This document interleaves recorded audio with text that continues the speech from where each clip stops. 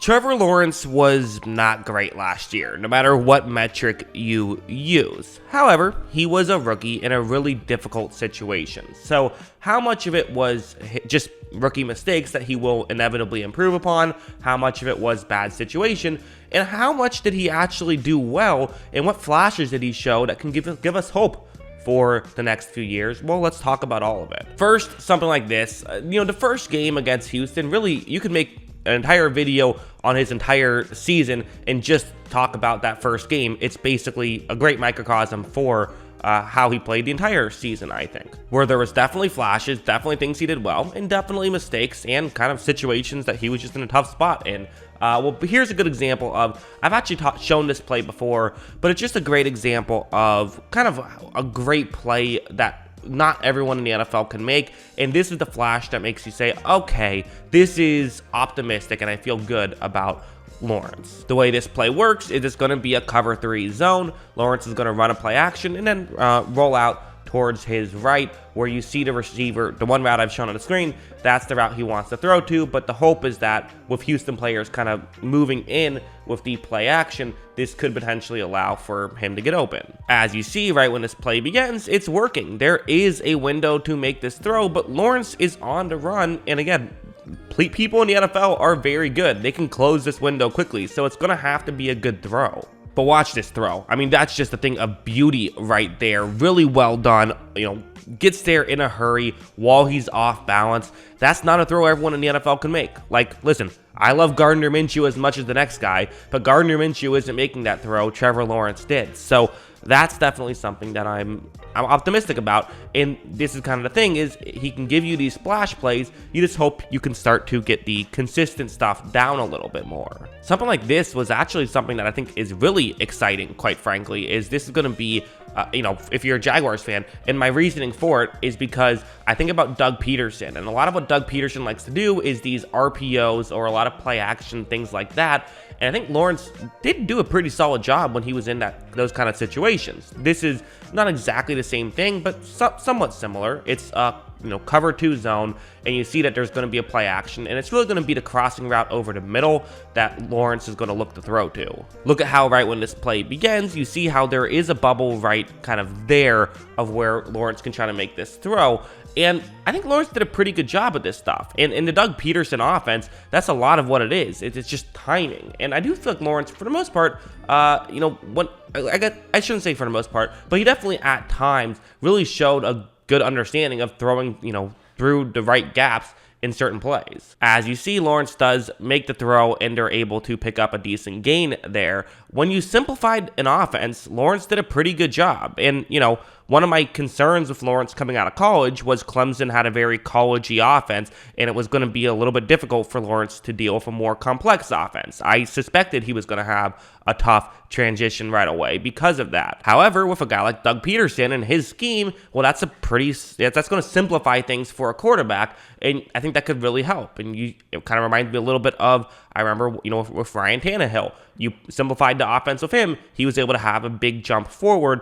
Maybe we could see a similar trajectory with Trevor Lawrence. Let's go over to a play like this now. We got to talk some negatives as well. It was not all perfect for Trevor Lawrence, far from it, and this was a negative where it's going to be, but really, this concept is designed to be a cover 3 zone. I believe what happens here is this is just a cross-up with Denver of someone didn't do their assignment, which is going to allow someone to get completely open. Look at how right when this play begins, you notice how the tight end is completely open. This play design is to get the tight end open, although it's a different coverage than what the play is designed for. I believe someone just screwed up their coverage. That's what I believe happened. Again, I'm not in the, I don't have a headset. I can't say for certain, but regardless, here's what we do know. There's a player wide open, and if Lawrence throws it to him right now, they're getting a big gain. Lawrence is going to make a mistake here. Look at him wait a little bit, and then he throws with way too much air under that, which allows it to be complete. I know that wasn't like a horrible, slow throw, but for Lawrence, he can definitely get it there in a hurry at times.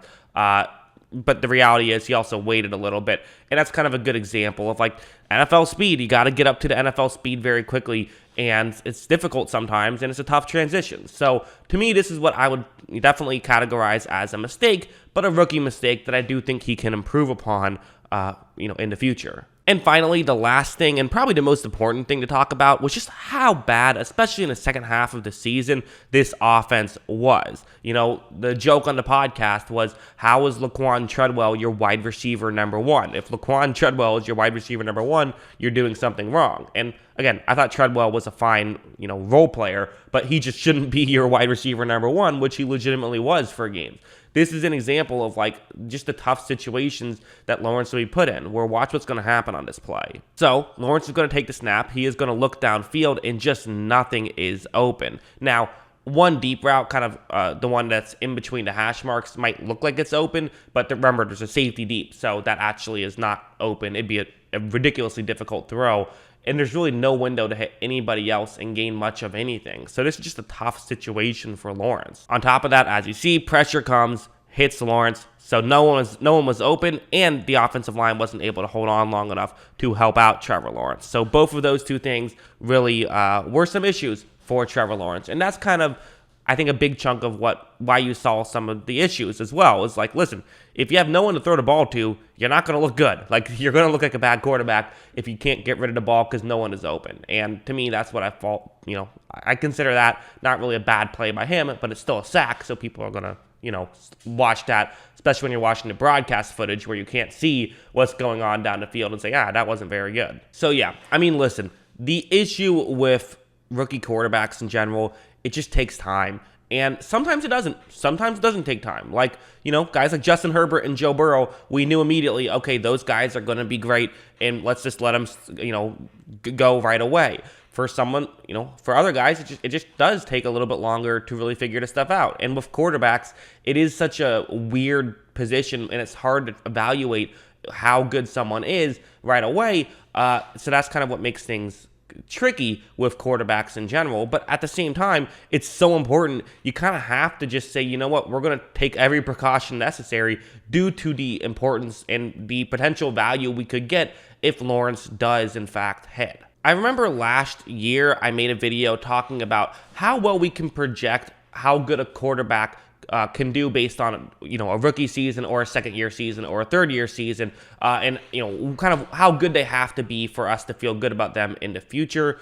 Typically, for a rookie quarterback, it's not always 100% of the time, but typically the cutoff you want to hit in terms of a PFF grade, which that's the category I found to have the highest correlation, and the easiest way to view this is that basically, if you have a 60-plus PFF grade as a rookie, there's still hope for you. Not to say that everyone below it is a bust, but your chances are a lot higher, of being a bust if you had a below 60 PFF grade your rookie season. Lawrence, 59.6. So it was below, but so barely below that I'm willing to basically say, again, maybe the graders screwed up a couple of grades and it's actually above 60. Because again, it is still humans doing that. Could be an error there. So he's basically right on the line, though, of this was not a bad rookie season necessarily, but if he wasn't such a hyped up prospect, you'd be starting to get concerned, but you still would give him another season, even if he was the 25th overall pick, because he did show enough, but you want to see some more. So hopefully we'll see more next year. That's kind of what I think. And I think, again, hard to see it getting worse. I'm sure he'll get better. I think the question is how much. So that's what I think. What do you guys think? Let me know in the comments below. Always love hearing from you. And of course, as always, thanks for watching.